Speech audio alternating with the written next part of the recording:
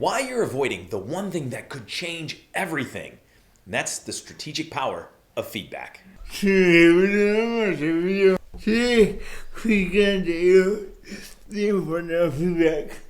love feedback. Sourena loves feedback. I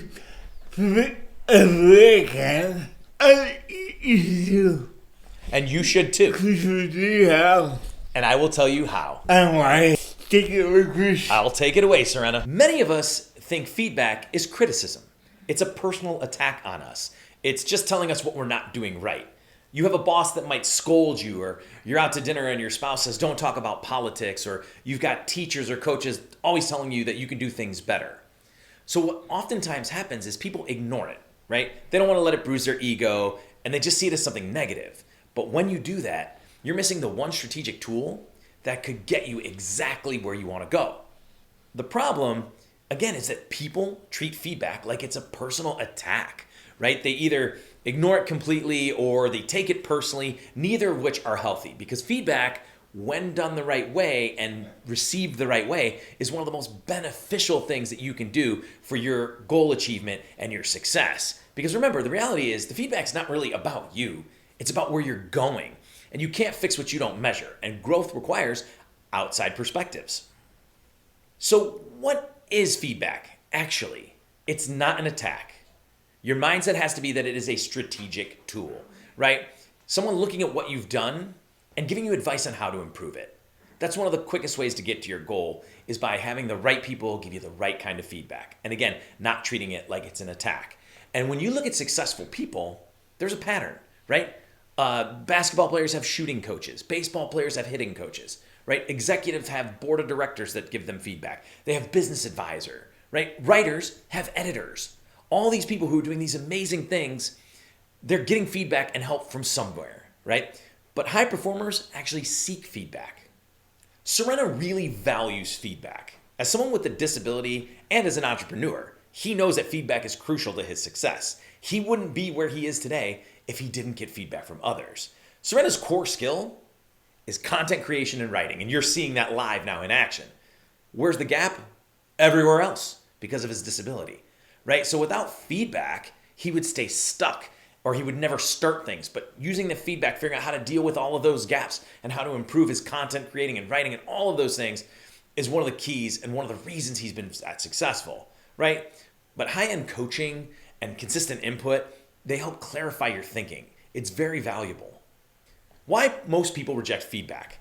People reject feedback because they view it as a character assassination, right? It's feedback is telling you you're not good enough or you're not capable, right? Or people sometimes don't even invite it in because they're just too insecure. They just can't take it because, again, they view it that way. Or there's the problem with your ego, right? None of us want our egos bruised. But here's the truth bomb. No one person has all the answers, right? So stop rejecting feedback. So Sourena will tell you there has to be a mindset shift, right? And the first one is feedback is not criticism, right? It's a powerful tool for self-improvement, but feedback is not criticism, right? And the second piece of that is knowing your position. Where are you now? Where do you want to go? And are you willing to be challenged? Because that challenge in the form of feedback is something that's going to help you get where you want to go. So what you want to do is invite people who can help you improve. And when you are going for feedback, you want to make sure that you have the right person. There are 3 different types of people. There are people that won't be honest because they care about you and they don't want to hurt your feelings. You don't want feedback from them. It's not helpful.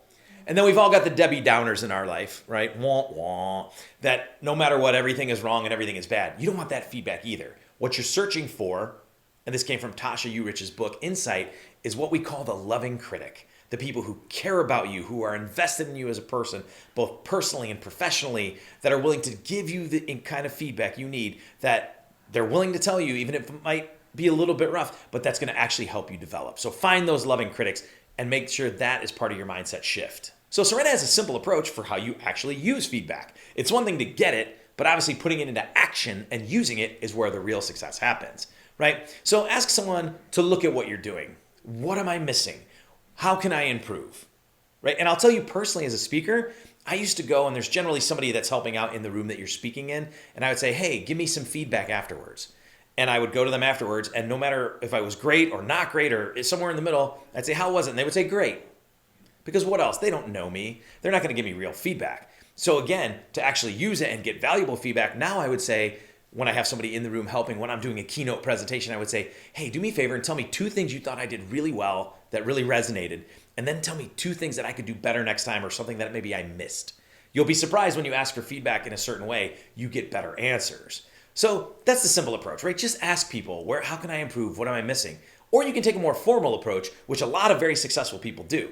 Hire a coach, a consultant, or a trainer, right? Somebody that will go formally into feedback and help you grow and really make that a structured process, right? That can be very effective as well. But your response matters. Don't be combative with feedback. Thank people for helping you and improving your thinking. What becomes possible? So when you're willing to accept feedback and you understand the powerful tool that it is, feedback can take you from one level to the next level that you're trying to get to. It can move you from stuck to confident. It can open possibilities that you didn't even know existed, right? But what does it require?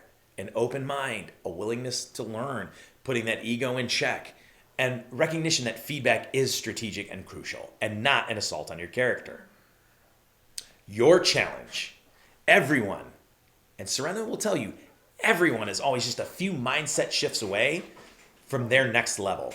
So feedback, when it's done strategically, is one of those mindset shifts. So the question is, will you invite it or will you continue to push it away? Your growth is waiting. Think about one area where you need feedback right now. And think about then, who can you ask? Because your growth is waiting right there on the other side of feedback.